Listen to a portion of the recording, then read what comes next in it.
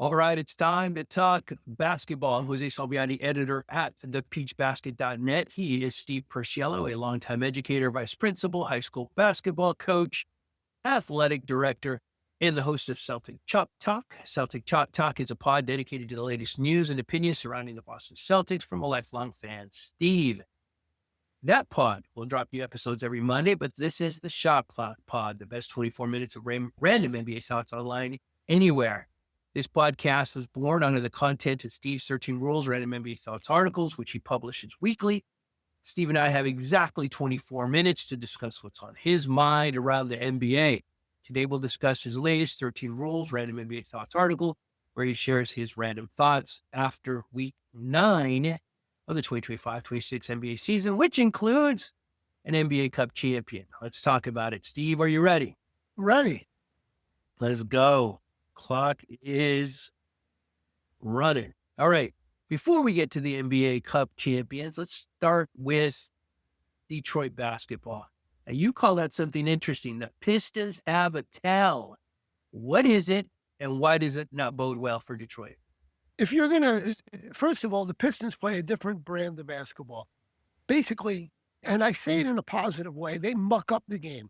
They defend, they're physical, they're big, and they just throw a team out of their rhythm by the things they do. And they have some great defenders, Thompson and Duran and so on. And they do that, takes the team out, takes them away from what they want to do.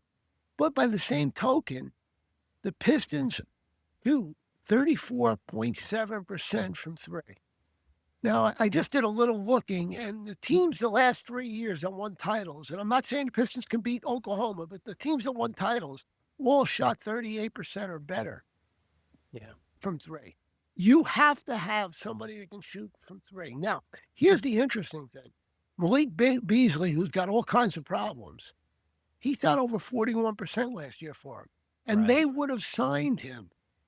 If they did sign him, all of a sudden, Detroit now has they might need two, but they have a threat from three, a consistent threat that scares other teams and makes them guard. I watched a couple of games with the Pistons, and literally when Thompson had the ball, they were almost daring him to take the three. And he's not a great shooter in any way. He's a real good player. And what you're realizing there, Kate Cunningham, of course, can shoot a three. He can shoot anything. But a lot of those guys can't. And that's the biggest thing. So you're relying on the Pistons. If they're going to win, they've got to muck it up, take you out of your game, and just hang in there with twos. And that's not an easy thing to do. So against a good team. So that, I think, is a major problem for the Pistons. And I would think in the next couple of weeks, and I talked a lot about trades, they're going to be looking to grab a shooter or two in the trades. And they have a lot of decent players. They're pretty deep. So they could probably pull something off to get a shooter or two in there. But everybody in the NBA is looking for a good shooter. It won't be as easy as you think. Before the show started, we chatted a little bit about one of the differences between teams. I won't say good teams, bad teams, just between teams. And you said there's certain teams that go out and find people that fit, find people that they need. You were just talking about the Pistons need shooters. They're looking for shooters. And there's other teams that just go and find the best player. Tell us a little bit about that distinction and what that says about the Pistons. Did you ever read Pat Riley's book? Years ago, he wrote a book about the process. In the book, he talked about the team that's on the rise. They're getting better. Those teams, pieces. In other words, they look at it and say, okay, we need a defender against the dribble drive. And they will go out and find that guy and put the pieces together. Now, and I'm going to use the Milwaukee Bucks as the converse. The Milwaukee Bucks are a team. They're on the downside. They're doing everything they can by their fingernails to try to keep Giannis there. What do they have to do? They're just taking anybody who's talented and putting them out there. There's no thought on how to defend or we need this or this. They're just getting bodies that are pretty good players and hoping, Miles Turner, hoping that will mesh together. because if not, they're going to lose Giannis, but also they're on the backslide. They're on the bottom, or back nine, as they might say. So there's a big difference when a team's getting better. The Pistons had the pieces, help piece with Malik Beasley, but they still need one. And what the Pistons did was they've amassed, there's 10, 11 guys they can use every night that can play. So now they've got to start thinking, okay, we need this. We can get rid of this to get that. That's where they are. So you see the difference when a team's going up and when a team's going down. And that's what I'm thinking about. Yeah. Super interesting. It's something that new fans of the game might not understand. It's the value of experience, having seen it all, having read a lot. It is telling. Pistons are on their way up. It's a nice way to say somebody's old, but go ahead. You said it, not me. Let's keep going. We're talking about the New York Knicks, the NBA Cup champions. Congratulations to New York. What does lifting the NBA Cup mean to New York and the Knicks' chances of lifting the LOB at season's end? I want to applaud the Knicks for not putting a banner up. It's a silly tournament. Who cares? But you got to applaud them also for winning the whole thing. I think we would have loved to see them play Oklahoma, but it didn't happen because San Antonio won the game. The Knicks now suddenly, it's clear they're the most talented team in the East. Put the pressure on them. They're the best team in the East. Now, I'm not saying by a lot, but they're the best team in the East. And now they've got to fulfill it in the playoffs. And we all know that's not an easy thing. And there's going to be some good competition in the East because there's a lot of teams close together. I do think the Knicks are better than most of the teams. I think Detroit's the second best, and that's a shaky second best because for the reasons we talked about before. But there's a lot of teams that are coming on that can play with them if certain things happen. So you think the Knicks are better than the Pistons? We just talked about the Pistons. You got them above the Pistons right now. I think, but if they met, the whole series comes down to this. Do the Pistons muck it up like they tried to do last year in that series by mucking up physical? And again, it depends on what the referees allow and are able to get away with that type play. And it becomes a half-court game every time down. It negates some of the Knicks' talent, and that's something that's pretty important. And by the way, being physical against the Knicks means a guy like Brunson takes a beating, and it's got to wear him down. It's got to wear him down. And by a beating, I'm not saying somebody punches him, but every play it's physical, and he's getting little nicks and shots. And that's the difference between, they're not going to play a running and gunning game against Detroit. So there's a difference. Yeah. Make them work. And that's what the Pistons do. They make the other team work. All right. Let's play a little game here over the course of the next two topics. A game of would you? You're a GM. You've got an NBA team. Would you trade for Anthony Davis, who apparently is on the block? What do you think? I wouldn't. First of all, his contract's up after next year, and he's going to want ridiculous money. Sure. If you're a good team, you have a player or two that's making good money. So now you're going to go way into probably towards the second apron. That's not good. But the bigger thing is, how many games is he going to play? Yeah. He's played 12 out of 28 so far this year. That's over 50% he's missed. It's only going to get worse. He's getting older. So it's a gamble. It's a big gamble. And I know this. If I'm a general manager, I'm thinking this. If I take that gamble, pretty obvious, it's a big gamble. And it doesn't work, I was a general manager. So I'm not doing it. I don't know if there's many people out there that would take the shot and do it. I think there's some that know they're on their last legs. Team like Milwaukee, if they had the assets, would gladly take him. Again, the team on the downslide. Would you trade for him? Would you trade for him? Yeah, when I asked the question, I thought it through myself too. I think for me, the answer is it depends, right? I don't think I do it. I do it for one of two reasons, one of two situations where I am one Anthony Davis away from actually being a competitor. You just roll the dice on 1 year, then I would do it. A team, gosh, I can't even think of a team right now. That would be one Anthony Davis away. But Anthony Davis, you're not going to get him to your point, for 50% of the regular season. But you get a healthy AD in the playoffs, and again, that's the risk. That's the gamble. That's what you're betting on. That changes a team's dynamic, undeniably. And if you are one AD away from having a shot against OKC, you take it. The other team that I think would do it is a team that just needs a draw. I just need somebody because people aren't coming to see my games. It's now I got Anthony Davis. Come and watch our games. But short of that, I agree. It's too risky. People aren't going to pay to go watch him with street clothes. It's a good point. It just, again, you wonder, you saw him come into the preseason way out of shape. You kind of wonder if he really wants to play anymore. The money's great, and that's good, and he'll continue to be on a team because he's making ridiculous money. However, you really wonder if that he's won a championship, so I don't know if he's got that thirst to go out and be the best guy on the court anymore and keep himself in shape so he's healthy. So that would be the best way to answer that. Yep. All right, let's keep playing the game. Would you're a GM? Someone calls you up and says, "Are you interested in Ja Morant?" What do you say? No, not even a thought. Wow. Yeah. First of all, he doesn't play enough. Second of all, look at the record of Memphis with and without him this year. Yeah. Third, I think he causes more problems than he solves at this point in his career. He was great earlier.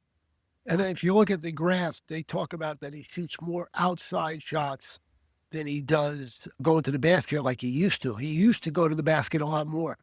Why? Because his body just can't, he's getting beaten up over the years. Yeah. So there's a lot of factors in this. And I don't know if any of them say yes. So I think some team that's not very good might take a chance with him, like you were talking about Davis, trying to put people in the seats. But I don't think a team that's serious would want him. What a tough situation for somebody who honestly was bordering on being the face of the league not too long ago. And all of a sudden, we're talking about him not even being tradable. He's still only 26 years old. He's still averaging 17 points a game. But most telling, and you wrote this in your article, the Grizzlies are 5-9 when he plays, 8-5 without him. They're better without him. That's staggering to me. Now, the only thing I could say in his defense, for lack of a better way of putting it, is De'Aaron Fox was not necessarily a winner in Sacramento. Those are bad teams, and he did his thing. But he gets to San Antonio, a good team, maybe the right team for him. And all of a sudden, he's playing great basketball, and that team is winning. So there is a good team out there for Ja Morant, isn't there? Where he could really excel and be great. There's an interesting thought. You just touched on it. De'Aaron Fox in Sacramento was looked to be the best guy in the team. He's not. He's a number 2 or number 3 guy. He goes to San Antonio. He's not the best guy. So the expectations aren't as high.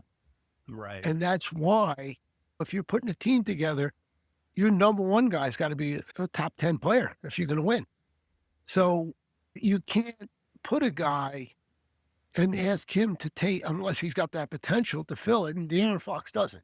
De'Aaron Fox is a good player, but he's not, and you need talent, and he's a number 2 guy. You think about it, he's not a number 1 player. Yep. And that can be tough for a player to accept. It looks like De'Aaron Fox has accepted that. Maybe Ja Morant finds his right team, but like you said, I don't think his game is able to, because De'Aaron Fox has a little bit of a clutch pedigree, but he also can shoot the ball. Ja Morant doesn't make his living shooting threes. So I don't know but like I said to you, some team, the Nets, I'm just using that name, Nets, he's going to bring people out while the rest of the guys develop over the next couple of years, because they draft predominantly a young team. And I'm using the Nets. A bad team might want him, and what he becomes is a sideshow. And that's a shame, because he was a great player. Yeah, that's wild. Yeah, that's unfortunately true, I think, for AD and Ja Morant. They might be stopgaps, right? Where the team is just not good enough, but you want to keep staying somewhat competitive, get people in while we get to our next phase. Develop. Would you take Ja on your team? Would you take Ja? I would rather have somebody like Anthony Davis at 50% of the regular season than Ja Morant. And you nailed it, right? De'Aaron Fox, I think he won a couple of clutch player awards, most points in the fourth quarter. He has that clutch gene. Yeah. Ja Morant's claim to fame was just the wow factor, right? He did things that were incredible. Right. and you're not going to do incredible things for long because your body can't handle that. Yeah, no, I think that the Ja Morant era is over. He's peaked. Let's put it that way. Unfortunately, I think he's peaked. Let's talk about somebody who's just starting out. And I think it's so interesting. I think this kid, and I'm talking about Derrick Queen, came into the league with just so much, through no fault of his own, pressure because of the decision made to acquire him for the New Orleans Pelicans. But it looks like maybe Joe Dumars was right about the kid. What are you seeing in him? Well, what's first of all interesting is New Orleans has now won 4 straight. They won last night.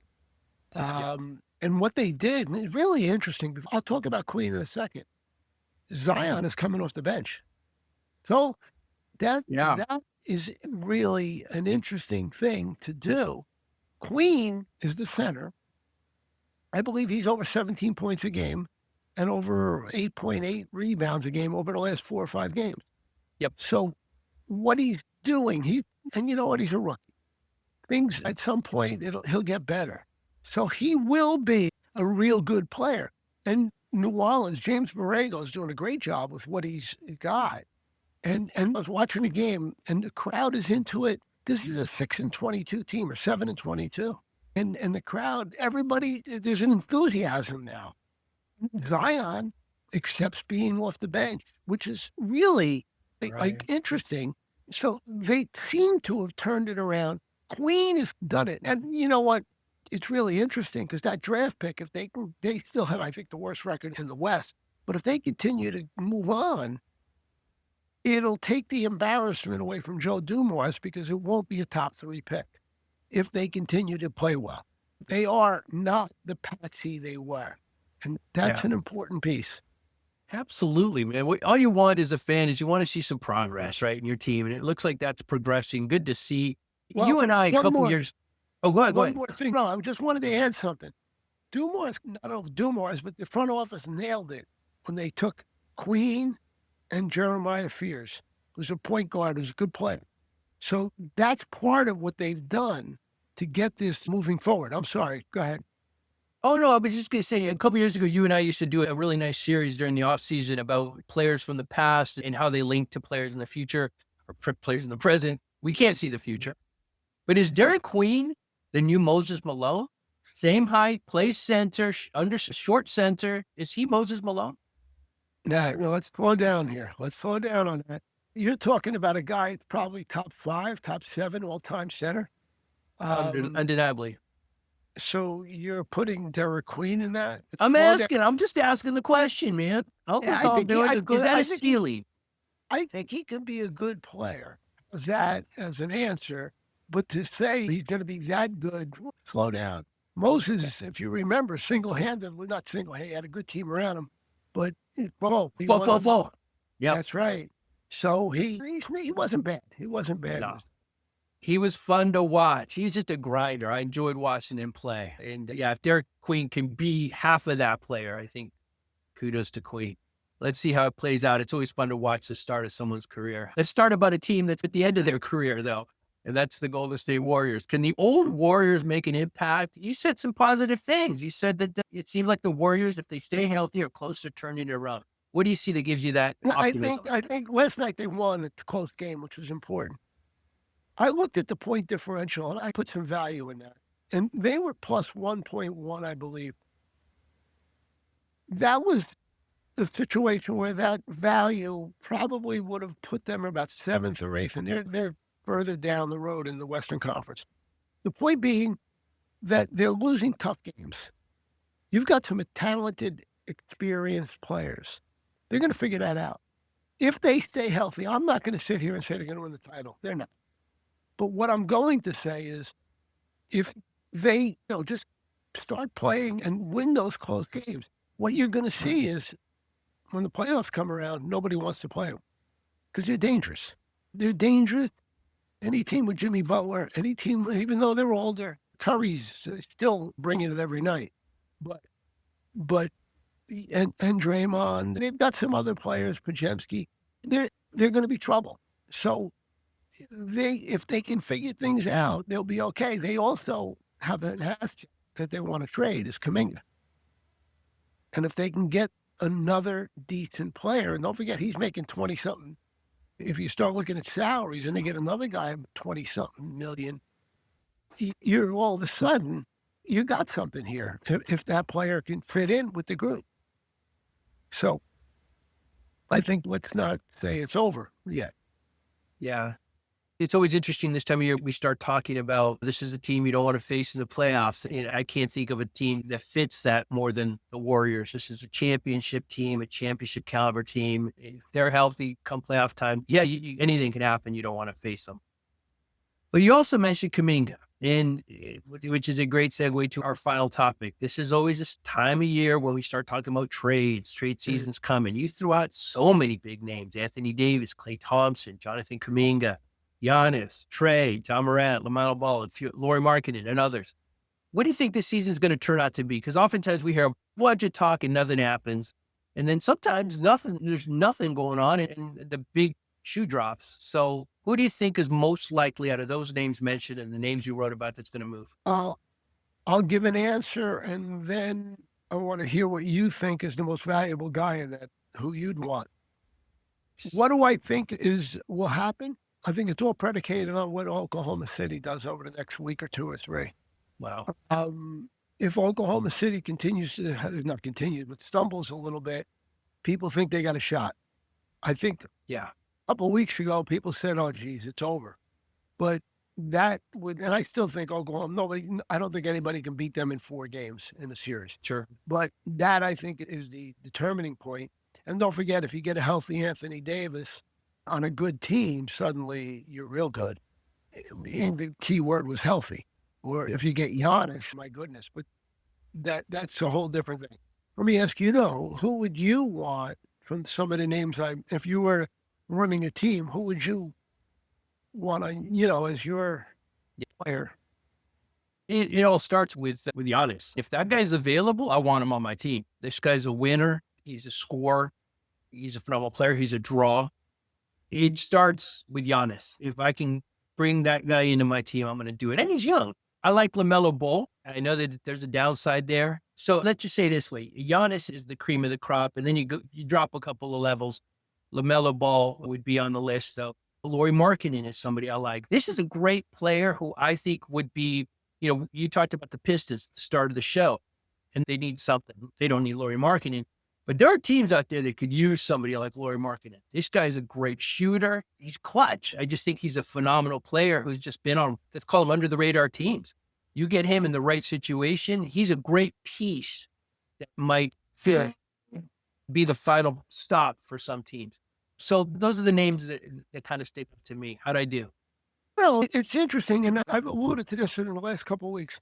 I think the league, with these guys that are 30 years old, I don't know the stress on the body or whatever it is, but they're hurting, they're out. Giannis is another gamble because he's been out a lot. My point being that the game has changed. It's for the young. And I understand Giannis in the series could bring you home. I get it. But if I were running a team with, God, I'm not, thank God. But the point being, I want young bodies that are disruptors that can play. I don't want old people. Again, Giannis in a 7-game series, I'll take him anytime. Right. But the point being, there's always that question. And when you get these guys here, I think the stupidest thing, and I said it back then, was Philadelphia signing Paul George for all that money and giving Embiid that money, as a matter, just off the top of my head. Think about that. It's diminishing returns. They're going to play less, and their numbers aren't going to be as good. And you're going to give them 3 or 4 more years? Or Paul George? Come on, he plays every other game. He's really, the other night, he was there. He got a big rebound at the end, but he wasn't Paul George that we know. Yeah. That's where I think the game is going. You don't need those older guys. I look at the Lakers, Marcus Smart. They needed somebody that can defend. Marcus Smart plays every other game. And nobody liked Marcus like I did. But the point being, yeah, it's a great idea. And yeah, if you get him from 5 years ago, yeah, it's a great thing. But it just, so for me, I want to build a team with younger, under 30 players. I don't want to spend $60 million for a 31-year-old or anybody in that. And again, let me just finish with this. If you were to get Giannis in a trade, two things happen. You're giving up a lot, but he's still Sure. going to be a contender. And more important, his contract's almost up. So now you're going to be giving him another $60 million for a couple more years. And you're going to tell me he's going to play 60 games a year? No. So that's my point. And I understand everybody trade everything to win a title. I got it. But does that kind of answer it? 100%. Yeah. It encapsulates the difficulty of being a GM, right? Because you make the wrong choice, you're out. Like you said, I'm a former GM. So there's a lot riding on it for the team, for the franchise, and for that GM's job. So we'll see. I can't argue with you. I want to make one point, and I mentioned to you earlier. Boston last night was in a back-to-back. They played Friday night, and they beat the Heat, who were in a back-to-back. Last night, they played against Toronto. Toronto's a pretty good team. Jaylen Brown was out.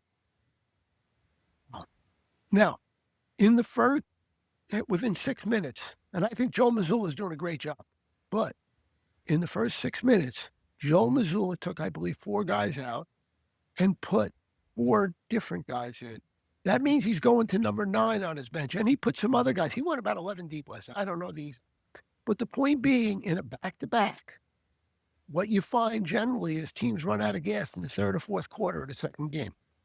What Mazzulla did by using guys, he used Luka Garza for over 20 minutes last night. Luka Garza hadn't played in a month, and he played well. But the point being, that's the young leg that you use, and you're not asking your over 30 star to go out to back and give you 35 minutes or 40 minutes for 2 nights in a row. Yeah.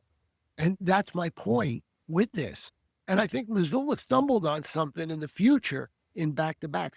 And if teams have the depth, they will all do that, because that would be the way to negate playing a back-to-back. Yep. Undeniable. Every GM wants a good, young, talented player that's cheap. But those are just hard to come by. But that's the game. That's what you signed up for. Welcome to the NBA GM game. But that's it. You heard the buzzer go off. Our time is up. Thank you for listening. Thank you for watching. Please make sure to read Steve's entire 13 Rules Random NBA Talks article. We'll link it wherever you are watching or listening to this show. And of course, please subscribe, follow, comment. All that stuff means the world to us, and we appreciate all of it. Thank you. Thank you. Join us again next week, and have a great Christmas. Have a great holiday, which is coming up in just a couple of days. But again, join us next week for more NBA Random Thoughts as we recap week 10. We'll talk then. Thanks, Steve.